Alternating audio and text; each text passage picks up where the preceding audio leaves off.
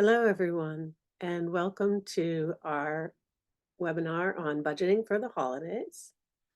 We're pleased to have you here with us today.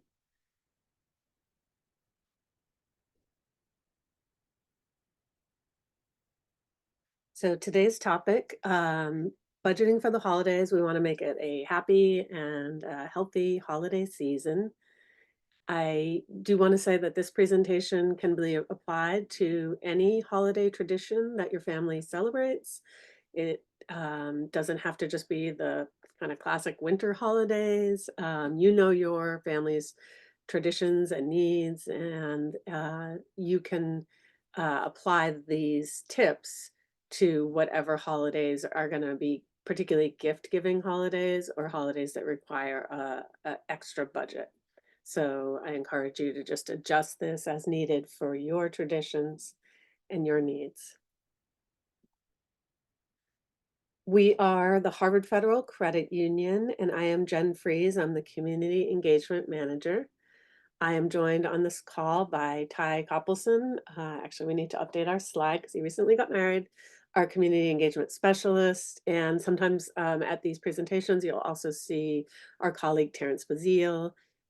Together, we make up the community engagement staff at the Harvard Federal Credit Union, and I'm delighted to be here with you all today.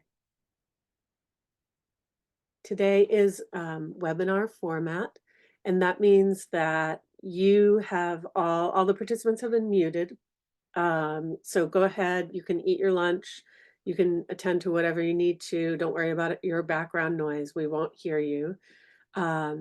And it also means that we've disabled the chat. And so what we're going to ask you to do is, if you have any questions, to go into the Q&A feature on Zoom. Sometimes if it doesn't show up on your toolbar, you have to go onto the far right-hand side where it says More and go down to Q&A. And if you are able to now drop into the chat, into the Q&A rather, where you're joining us from, we love to see that. And that also lets us know that you know how to use the Q&A. And so that's available to you throughout, and we'll probably save most questions for the end. And this presentation is going to be recorded, as we always do, and you'll get the recording sent to you and the slides so that you can rewatch it or share it.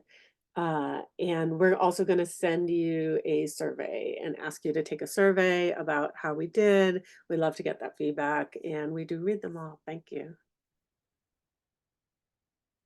Before we get started on our topic, I just want to tell you a little bit, for those of you who don't know. I know some of you who are registered are already members of the Harvard Federal Credit Union, but if you don't know about us, credit unions are institutions that are owned by our members. We're founded by and are run by Harvard employees. And we have always served the Harvard community. Now we've expanded it out to the teaching hospitals, such as Beth Israel Lahey Health, and also to, there are ways now for the broader public to join the credit union. So we recently became federally chartered, and we've added on some ability for people to join. Credit unions do everything a bank does. You can get your checking account with us, your savings, your high yield savings account, certificate of deposit, credit cards, mortgage, you name it. And I guess the main difference is with a bank, they are a for-profit institution, so they're trying to make a profit from their customers and be able to provide that profit to their shareholders. In our case, we are owned by you, our members, and so any profits are reinvested back into you in the way of lower fees, better services, and community outreach and education such as this. You can always, once you're a member for life. You can always bank with us remotely using the online banking, the app, of course.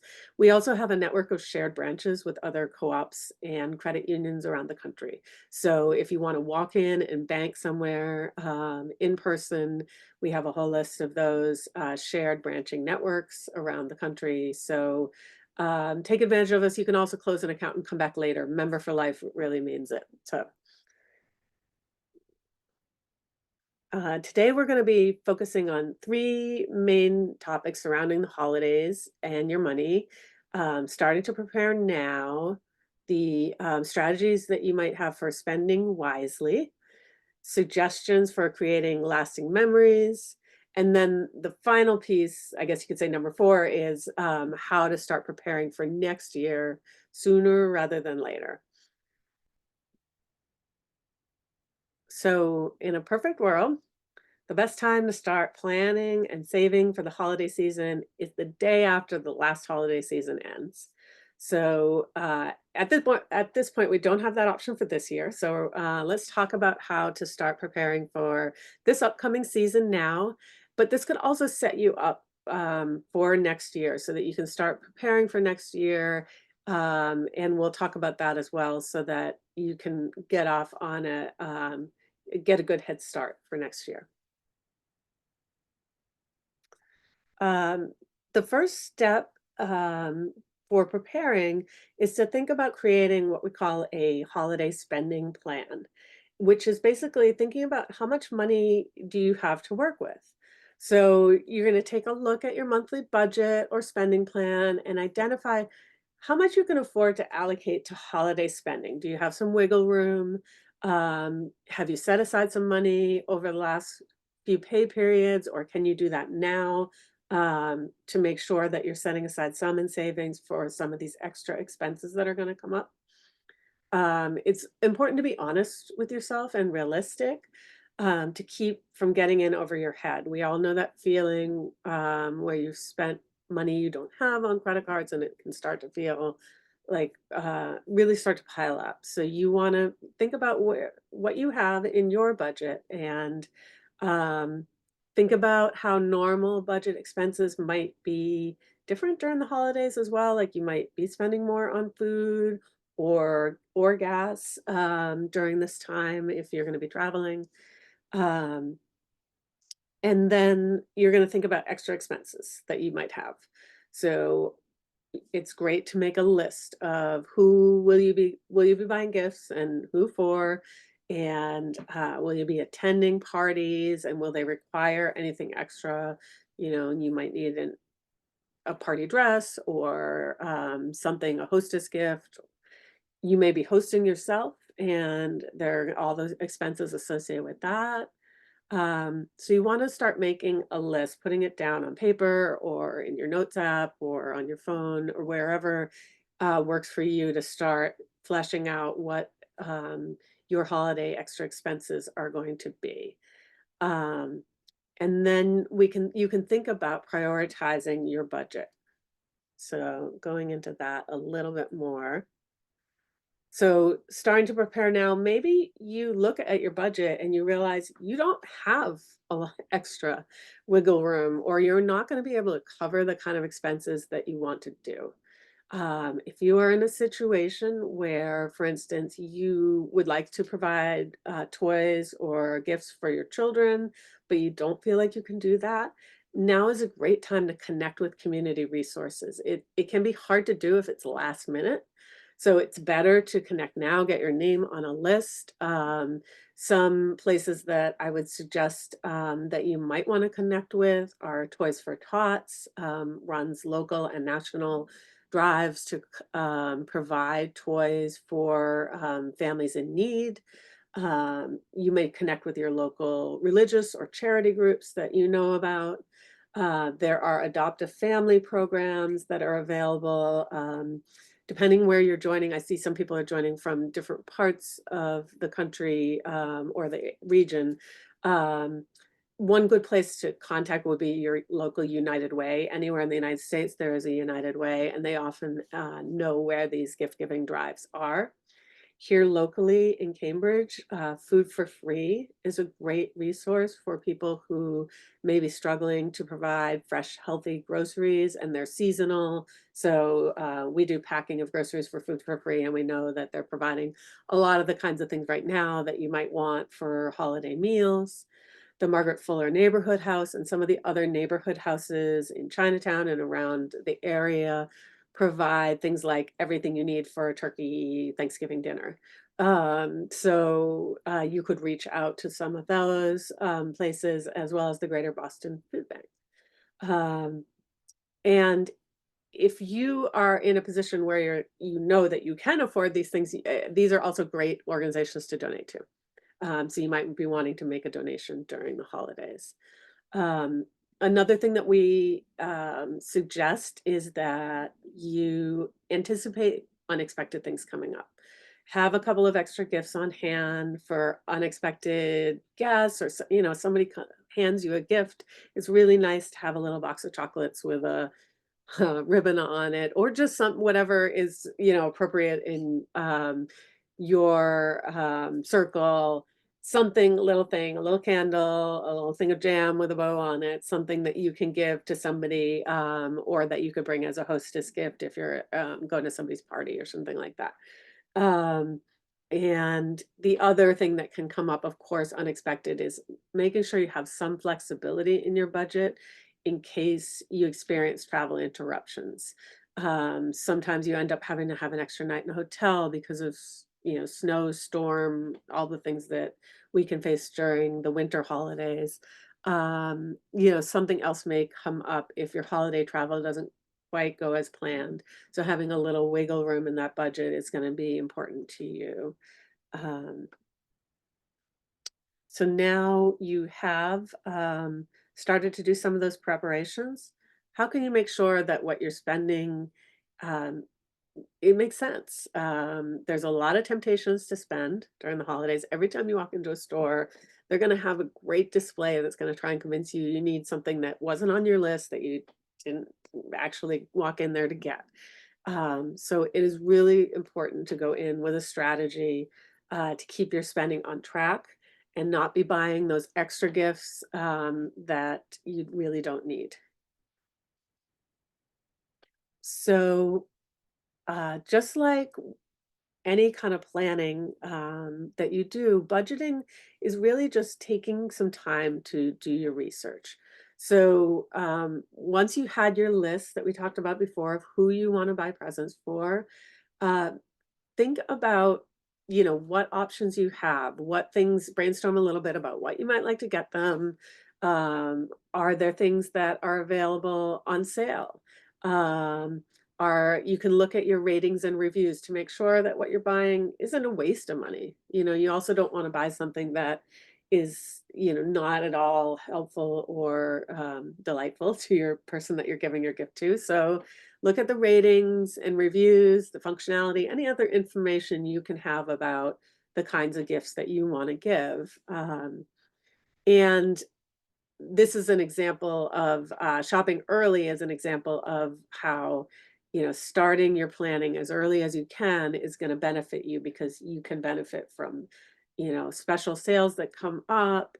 You can buy things ahead of time for that holiday meal and put them in your freezer if that's an option for you.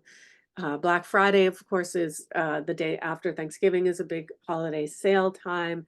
But for most of the retailers, that time frame has been stretched out. So there may be lots of good sales early on. You're going to see less things on sale right up against the winter holidays because of that. They know that at that point you just need a gift, so you're less likely to see some of the things on sale. Um, one of the things I just really want to emphasize is it is up to you how much you are going to spend for your holidays. And it's important that you know that having your finances in order is also a gift that you give to yourself and to your family.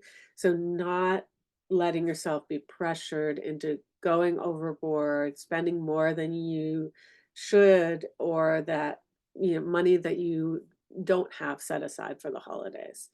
Um, then once you have your plan, of course, you've got to stick to it. And that can be hard to do. So there are some methods to help you stick to your plan. One of them is this old-fashioned budgeting method that we've talked about if you've ever gone to our budgeting presentations, called the cash envelope method. And that's literally, if you decide you have $500 for holiday gifts, you take the money out, you put it in a envelope, and then when that money is gone, it's all gone. So you try and make sure that you have the right amount for each person that you want to buy a gift for, and you that is a good way to keep yourself within the budget that you thought you were going to stick to. You can also do that sort of virtually in the sense of having a holiday savings account. We'll talk about that a little later. Um, so there are ways that you can kind of say, oh, this is how I'm making sure that I don't overspend this category. You can also just have an old-fashioned written down list of what you're spending and make sure it's not over your amount. Because sometimes you might, oh, once I did my research, I want to spend $50 more on something for my mom because I really want to treat her. Well, that probably means I need to cut back in some other ways. And, maybe I typically give my friends a book and a bottle of wine. And now I'm just like, you know what, a book is fine. So it's okay to scale back or adjust to make sure that you're going to stick within your budget. Something that we also can recommend to you is if you feel like you're going to be tempted to stray away from your plan, one of the things that can be helpful is to literally take your credit card out of your wallet um, and leave it at home and only take the cash that you budgeted. So that's another way that you can say, okay, I'm just cutting off my ability to do this. The other thing that we also recommend is that you think about giving cash or gift cards. As much as it may feel like, oh, sometimes that maybe doesn't feel as heartfelt, but I can say that in my experience, particularly, for instance, as my niece and nephew got older, they know better what they need and want, and I often didn't know what those things were or might buy the wrong thing. And over time, we've just moved to I give them cash, but with a heartfelt message of love and that I'm thinking of them. And it is a way that we definitely stay connected. And so just because you give cash, it doesn't mean that it can't be given in a lovely card or with a beautiful text message about how important they are to you. And it can be a way of reconnecting still. I love getting gift cards personally. And sometimes when people ask me what to get, I do ask for that. My boyfriend and I like to go out to restaurants, and sometimes it sort of feels like some of them are too splurgy. So if I get a gift card, I don't feel as bad. Um, or I'm not as likely to blow the budget. So I appreciate gift cards, and I know other people sometimes do as well. So if you ask your person that you want to buy for, like where they like to shop or what kind of food they like to go and eat, you might get some ideas that way. Um, and let's see. We're gonna also go into a little bit, we definitely want to have you avoid going into debt, um, for the holidays. So even if you're using a credit card, maybe you get points to stick to your budget, the amount that you can pay off, immediately so that you're not having to pay interest on it. Going into debt for things like gift giving is a really slippery slope toward having a lot of problems with debt building up over time. If you have those kind of problems, we're going to give you some resources at the end for our great partner, nonprofit partner, Green Path. But as much as you can to stay away from going into debt for the holidays, we definitely want to encourage you to avoid that. So when you think about the holidays and you think back on significant times through the years, we want to make sure that you're creating lasting memories. And it's often not about the things you give or the amount of money that you spend. So we can talk about ways to reduce your spending or make your spending more meaningful so that you're creating lasting memories. So what does that look like? Um, so one of the things that we definitely recommend is that you consider giving experiences. If you have people that you're buying for, maybe for your family, you prepay for a vacation you're going to take later in the year, and you book a trip, and you just have a promise slip or something that indicates that you're going to be going on that. one year we were going on a cruise and my boyfriend just bought this little foam cruise ship, this little goofy thing, but that's like was one of my things that I opened and it was exciting, believe me. And we didn't go for many months after that, but it was just, something to look forward to. It's great to give concert or theater tickets, memberships to museums or other institutions that like a zoo that a family might enjoy. You can give class gift certificates, season tickets is definitely a meaningful thing to give. Or just, tickets to a sports event. It doesn't have to be season tickets. That's a big splurge. But those are all things that can still be gifts, but are things, and maybe they're things that you are going to do together. So, hey, I signed us up for a dumpling making class. We're going to do it together. It'll be an extra thing that is like a memory that you're going to make together. And then there's a lot of things that really don't cost much. They're free or low cost.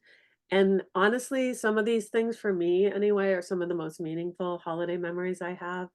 I have a daughter who is grown now, but we have a tradition that we still do at the holidays and that we've been doing since she was really little. We live in the city and in our neighborhood, we're kind of near Somerville, North Cambridge, and a lot of people do great light displays on their house and you can walk around to them. So we would bundle up and go and walk around the neighborhood and go see lights. And we would do that many times, usually during the holiday season. And it's a time to reconnect. We like taking walks together and talking. And um, some of those are literally some of my best memories of the holidays. And they cost nothing. You can also have traditions within your family, like a gingerbread house competition, holiday movie night. Maybe you always watch Elf together when it comes on and you make sure you make time for that. And um or there's some other, movie that is important to you to make sure that you kind of have those sweet memories together on the couch. Maybe you volunteer together. We talked about food for free earlier. They have lots of volunteer shifts open to the community.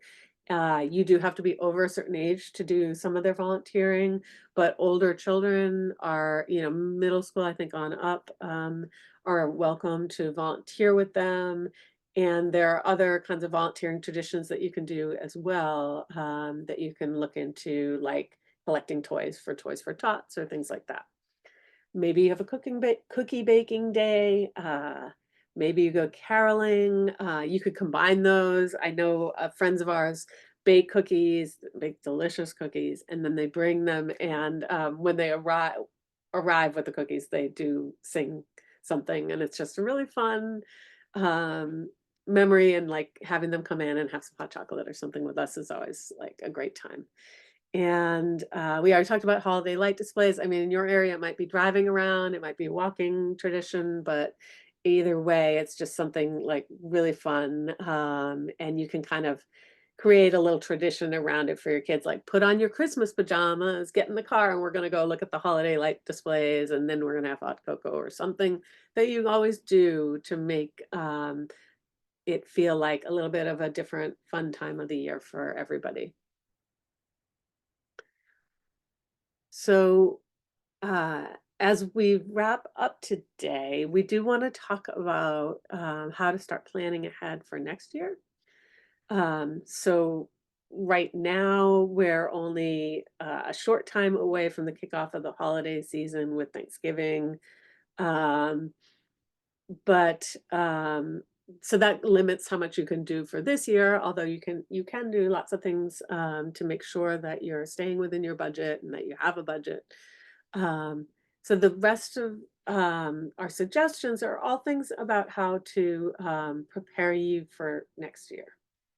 So as you create your spending plan this year, take a note of things that you liked, areas where you might want to increase next year, or maybe that you feel like you can get away with decreasing a part of your budget, or if there's somebody that brought you a gift and you forgot and you had to give them that little box of chocolates, maybe you make a note of that and you want to do something for them next year.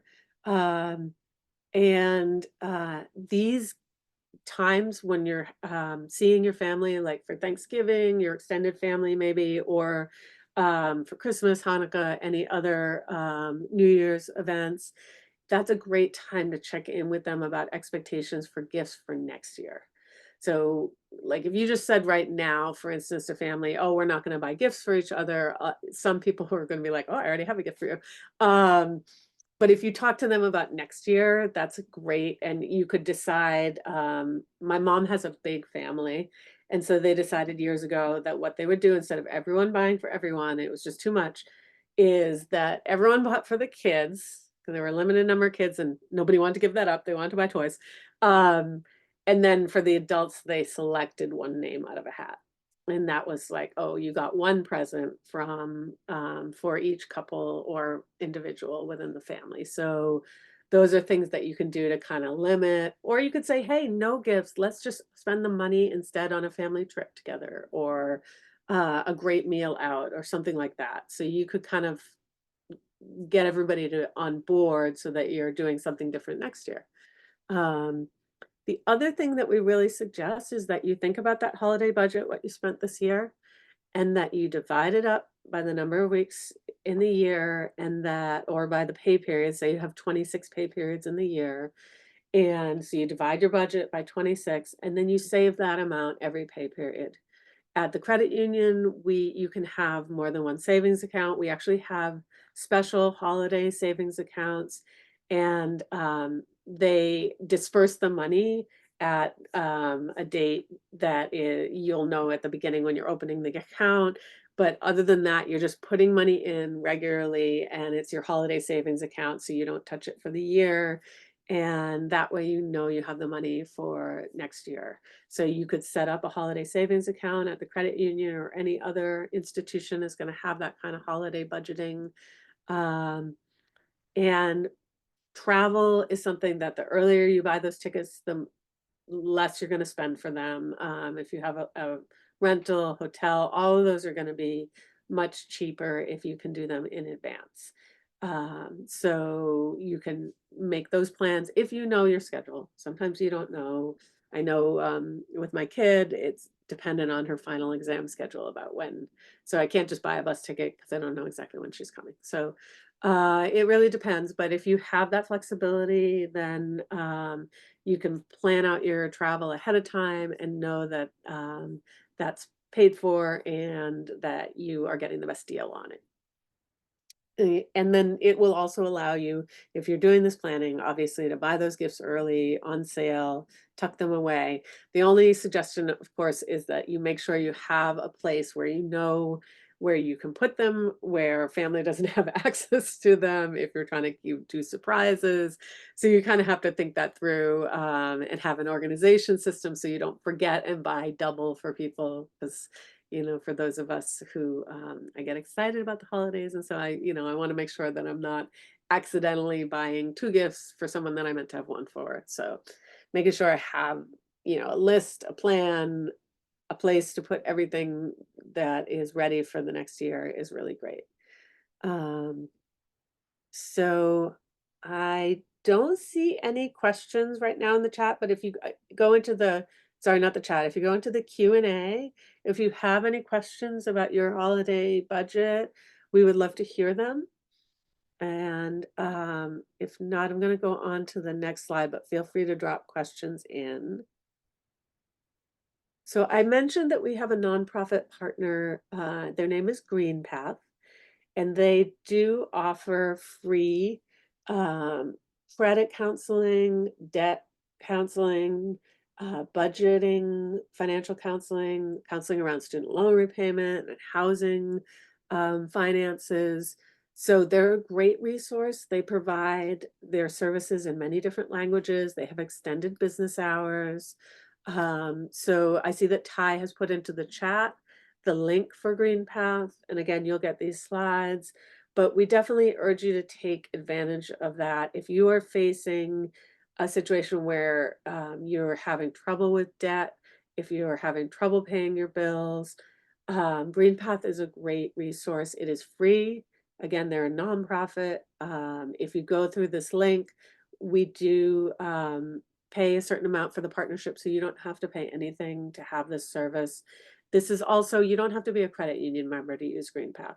So if you're on this webinar, or if you want to share the link with somebody, it is something that we do for the community. So it is available to you if you have a coworker who's struggling with debt or budgeting. Share the link with them, please. And we'd love to know that more people are getting the services that they need through GreenPath. So definitely take advantage of that. This is my contact information. And again, we're Harvard Federal Credit Union now. Some of you may know us by the old name, but we changed our name in June. We're Harvard FCU now on all social channels. And there's our website. If you go into our website, into the Learn tab, there's a lot of financial resources. Definitely feel free to take advantage of them. Oh, Ty put the link in the chat also for completing our survey. Thank you very much for taking the time to be with us today. I hope that you all have happy and healthy holiday seasons, and that you are feeling in a good place with your budget after this presentation. So thank you. Have a good rest of your day.